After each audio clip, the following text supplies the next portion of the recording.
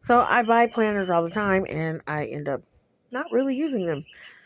So I have an old planner here from 2024 um, that I kind of wrote in the first few months that I used for work, but I really just didn't use it. And I wanted to repurpose it. So I decided to start verse mapping in it. And this is the first time I've verse mapped, so I just wanted to share.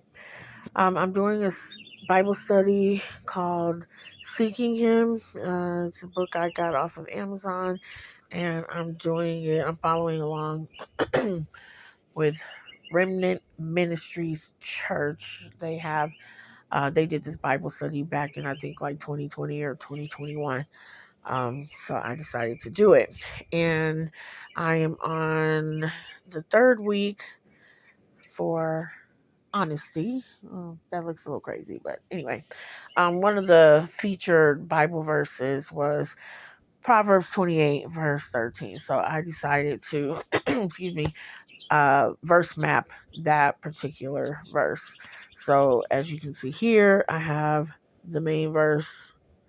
If you flip this up, I have the three different translations. So I have the Berean Standard Bible translation, the New Living Translation, and the King James Version translation. So the main Bible verse is, whoever conceals his transgressions will not prosper, but he who confesses and forsakes them will obtain mercy. So as far as words that stood out, of course you can see them here: conceals, transgressions, prosper, confesses, forsakes, and mercy. So I did the wording details here and definitions.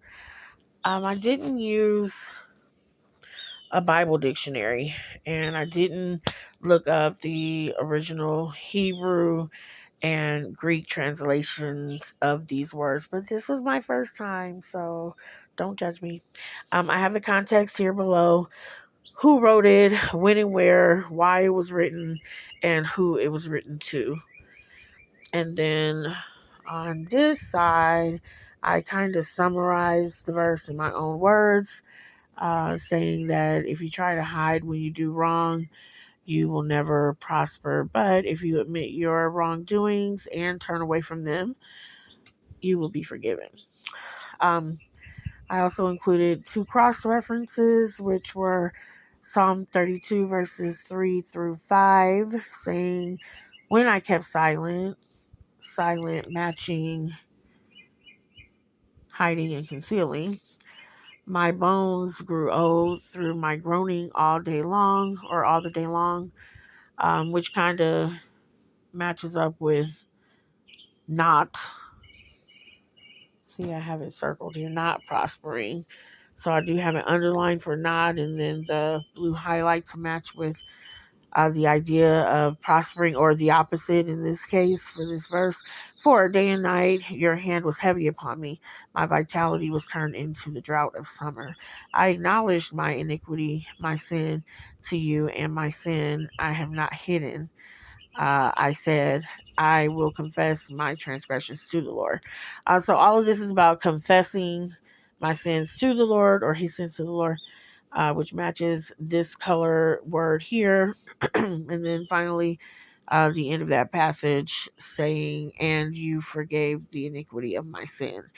Um, so that's representing or cross referencing, of course, the idea of mercy and compassion from God. So I color coded it with the same color of mercy. The second cross reference is 2 Samuel chapter 12, verse 13. So David said, uh, confessing, Nathan, I have sinned against the Lord. And Nathan said to David, the Lord also has put away your sin. You shall not die. And again, another concept of the idea of mercy and compassion. So I color coded that in blue. And then I have my application and takeaways here. One, Um, to recognize the danger of concealing sin. 2, to embrace the power of confession and repentance and making an intentional decision to turn away from and stop engaging in it. And then just to see God's mercy and forgiveness, which can lead to a release from guilt, a sense of freedom, and a renewed relationship with God. Just a note here, I kind of wrote, or I did write, this verse emphasizes the importance of being honest and repenting to prosper. Then I have a little note here saying just to live in humility, refrain from justifying your actions or giving excuses for your sin, and just humbly acknowledge your sin and seek God's help. So my prayer at the end of this verse mapping and study is just real simple. Dear God, I pray that you help me to be honest with myself and with you when I do wrong, and that you help me to seek your mercy and forgiveness when I fall short. In Jesus' name, of course. Amen. And that's it. It's all crazy, but it's my first mapping, and I'm happy. Okay, thank you. Bye.